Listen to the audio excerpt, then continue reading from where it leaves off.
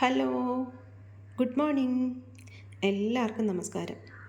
നമ്മളിന്നിവിടെ ഒരു caramel pudding ആണ് കേട്ടോ ഉണ്ടാക്കാൻ പോകുന്നത്. ഇത് വളരെ എളുപ്പത്തിൽ ഉണ്ടാക്കാൻ പറ്റുന്ന ഒരു ഐറ്റമാണ്.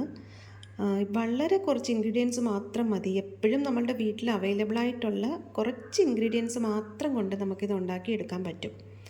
അപ്പോൾ അതിനായിട്ട് നമുക്ക് വേണ്ടത് ഒരു 250 ml പാല് വേണം, ഒരു 3 മുട്ട, പിന്നെ ഒരു 1/4 കപ്പ് പഞ്ചസാര, പിന്നെ അല്പം എസൻസ് എന്താണെന്ന് വെച്ചാൽ വാനില എസൻസോ പൈനാപ്പിൾ എസൻസോ, ഈ 2 എസൻസും ഇല്ലെങ്കിൽ വീട്ടിൽ ഏലക്കാപ്പൊടി ഉണ്ടെങ്കിൽ അത് ചേർക്കാം. ഇത്രയുമാണ് നമുക്ക് ആവശ്യമുള്ളത്.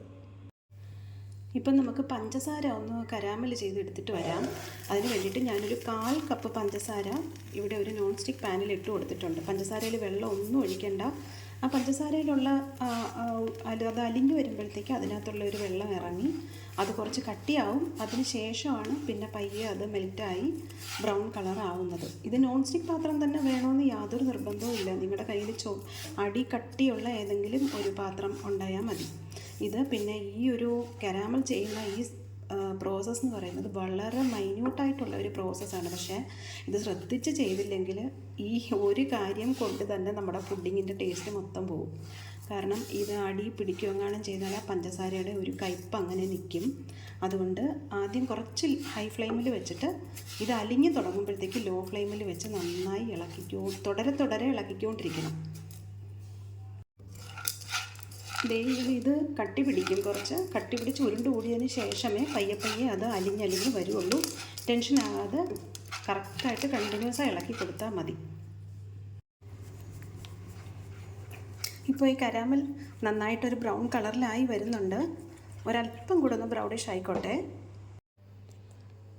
ഇപ്പം ഞാൻ ആ ഷുഗർ കരാമലൈസ് ചെയ്തത് ഒരു പാത്രത്തിലോട്ട് നമ്മൾ പുഡിംഗ് സെറ്റ് ചെയ്യാനായിട്ട് വെച്ചിരിക്കുന്ന ആ പാത്രത്തിലോട്ട് ഒഴിച്ച് വെച്ചിട്ടുണ്ട്. നിങ്ങൾ ഈ കരാമൽ റെഡി ആക്കുന്നതിന് മുമ്പ് തന്നെ ഈ പുഡിംഗ് ചെയ്യാനുള്ള ആ ഒരു പാത്രം റെഡിയാക്കി വെച്ചേക്കണം കേട്ടോ. ഇല്ലെങ്കിൽ നമ്മൾ കരാമൽ റെഡിയാക്കിയിട്ട് പിന്നെ ആ പാത്രം എടുക്കാൻ പോയിട്ട് വരുമ്പോഴത്തേക്ക് ഇതൊക്കെ കട്ടി പിടിച്ച് പോകും.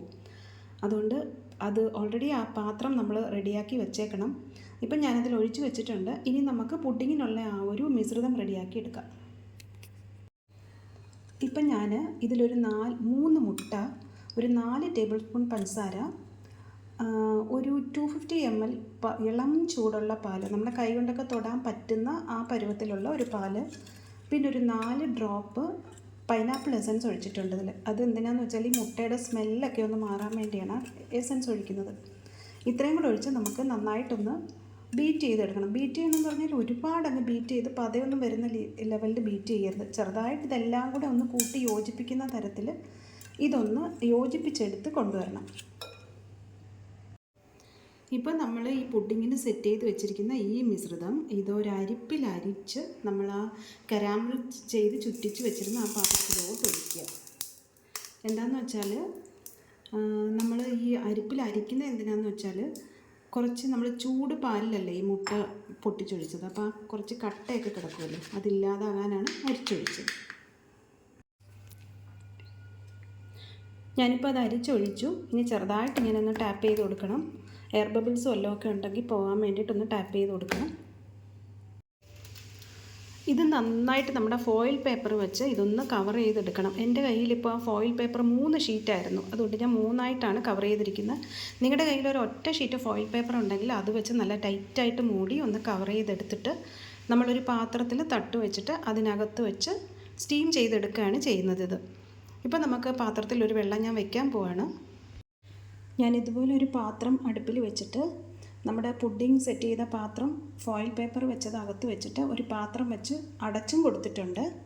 ഇനി ഈ അടപ്പ് വെച്ച് അടച്ചു വെച്ചിട്ട് നമുക്കൊരു 20 മിനിറ്റ് വരെ ഒന്ന് വെയിറ്റ് ചെയ്യാം. 20 മിനിറ്റ് ആകുമ്പോൾ നമ്മുടെ പുഡിംഗ് സെറ്റായിട്ടുണ്ടാവും. ഇപ്പം നമ്മുടെ പുഡിംഗ് ഞാൻ അടുപ്പിൽ നിന്ന് ഇറക്കി ആ ഫോയിൽ പേപ്പറൊക്കെ ഞാൻ മാറ്റിയിട്ട് അടുപ്പിൽ നമ്മൾ ഇറക്കാൻ നേരത്ത് ഇതുപോലെ ഒരു ഇറുക്കിൽ വെച്ചോ എന്തെങ്കിലും ഒരു ചെറിയ കമ്പി വെച്ചെങ്ങാണോ ഒന്ന് കുത്തി നോക്കുക.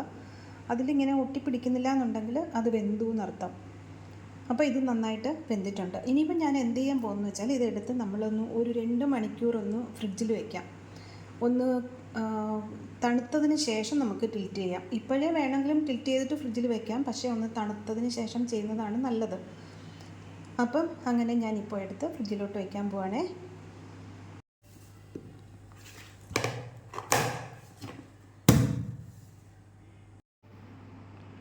ദേ നമ്മുടെ കരാമൽ പുഡിംഗ് ഇവിടെ റെഡി ആയിട്ടുണ്ട് കേട്ടോ.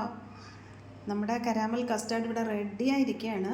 ഇതിൽ നമുക്ക് ടൂട്ടി ഫ്രൂട്ടിയോ നട്ട്സോ കൊക്കോ പൗഡറോ എന്തെങ്കിലുമൊക്കെ വെച്ച് നമുക്ക് ഗാർണിഷ് ചെയ്യാം. അപ്പോൾ നല്ലൊരു കാണാനൊരു നല്ല ലുക്ക് ഉണ്ടാവും, പിന്നെ ഒരു എക്സ്ട്രാ ടേസ്റ്റ് കിട്ടും. ഞാനതൊന്നും ചെയ്തിട്ടില്ല, ഇപ്പോൾ ഇങ്ങനെ തന്നെയാണ് വെച്ചിരിക്കുന്നത്. അപ്പം നമ്മുടെ യമ്മിയായ പുഡിംഗ് ഇവിടുത്തെ ചക്കരയ്ക്ക് ഒരു പീസ് കഴിക്കാൻ കൊടുത്തു നോക്കാം. എന്ത് പറയുന്നു നോക്കാം നമുക്ക്.